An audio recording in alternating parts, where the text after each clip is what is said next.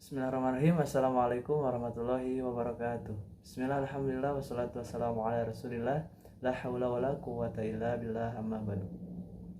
Puji dan syukur marilah kita panjatkan kehadirat Allah Subhanahu wa taala, yang mana berkat rahmat dan hidayahnya kita masih bisa bertemu walaupun dalam keadaan daring. Mudah-mudahan tidak mengurangi rasa semangat kita untuk thalabul ilmi. Salawat beserta salam semoga selamanya tercurah limpahkan kepada baginda junjungan alam, yakni Nabi besar Muhammad sallallahu alaihi wasallam. Baik, dalam kesempatan kali ini perkenalkan, nama saya Dadan Sopyan dari Fakultas Usuluddin, jurusan Ilmu Hadis, UIN Sunan Gunung Jati, Bandung. Dalam kesempatan kali ini saya akan memaparkan materi demi memenuhi tugas UTS, ujian tengah semester, matkul ilmu mantik. Di sini saya akan membahas apa sih itu ilmu mantik, apa saja ruang lingkup ilmu mantik, dan juga peran serta manfaat ilmu mantik itu sendiri. Yang pertama, pengertian ilmu mantik. Mantik berasal dari kata natako, yang artinya berbicara atau berucap. Kemudian dimaknai menjadi berpikir, sebab berbicara itu tandanya seorang berpikir. Natikun adalah orang yang berpikir, mantakun yang dipikirkan, mantikun alat berpikir.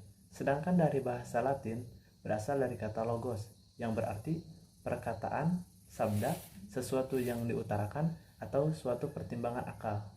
Pengertian mantik menurut istilah adalah alat atau dasar yang gunanya untuk menjaga dari kesalahan berpikir, atau sebuah ilmu yang membahas tentang alat dan formula berpikir sehingga seseorang yang menggunakan akalnya akan selamat dan berpikir yang salah dari berpikir yang salah. Menurut Imam Al-Ghazali, mantik adalah undang-undang yang dapat membantu kita untuk mengetahui keabsahan, had, dan juga kias. Baik, itulah mengenai pengertian ilmu mantik. Nah, ruang lingkup ilmu mantik itu dibagi menjadi dua bagian. Yang pertama ada epistemologi dan yang kedua aksiologi. Untuk epistemologi atau cara menimba ilmu, epistemologi ini berasal dari kata epistisme yang berarti pengetahuan dan logos yang berarti teori. Secara etimologi berarti teori pengetahuan. Epistemologi merupakan cabang filsafat yang mempersoalkan atau menyelidiki tentang asal, susunan, metode, serta kebenaran pengetahuan. Menurut Langfeld, teori pengetahuan membicarakan hakikat pengetahuan, unsur-unsur pengetahuan, dan susunan berbagai jenis pengetahuan, pangkal tumpuannya yang fundamental, metode-metode, dan batasan-batasannya. Jadi, epistemologi merupakan cabang atau bagian dari filsafat yang membahas masalah-masalah pengetahuan.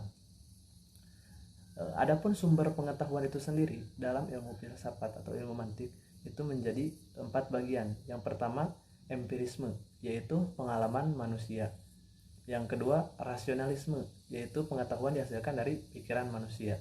Dan yang ketiga, intuisinisme, yaitu melihat secara langsung.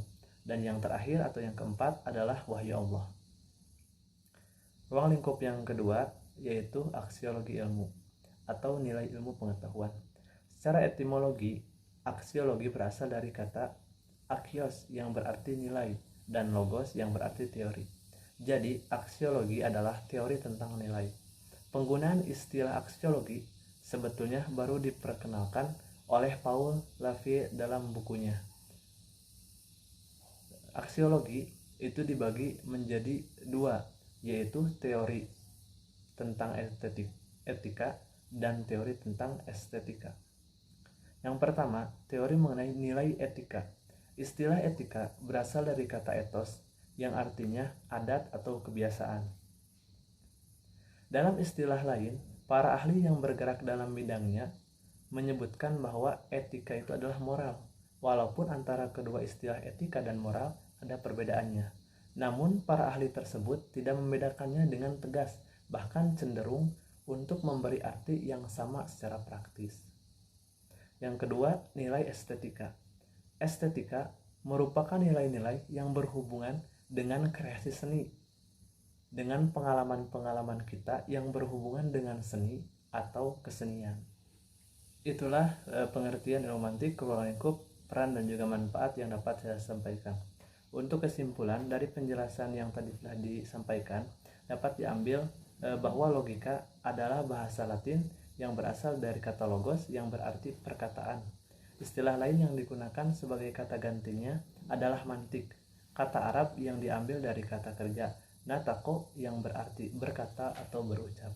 Dan di dalam pendapat lain, kata logos berarti sesuatu yang diutarakan, suatu pertimbangan akal. Jadi dapatlah dikatakan bahwa mantik atau logika adalah suatu pertimbangan akal atau pikiran yang diutarakan lewat kata dan dinyatakan dalam bahasa. Di antara manfaat dari mempelajari ilmu mantik ini adalah membantu untuk berpikir secara rasional, kritis, lulus, tertib, metodis, dan koheren, meningkatkan kemampuan berpikir secara abstrak, cermat, dan objektif. Itulah yang dapat saya sampaikan. Mohon maaf atas segala kesalahan. Wabillahi taufiq wal hidayah. Wassalamualaikum warahmatullahi wabarakatuh.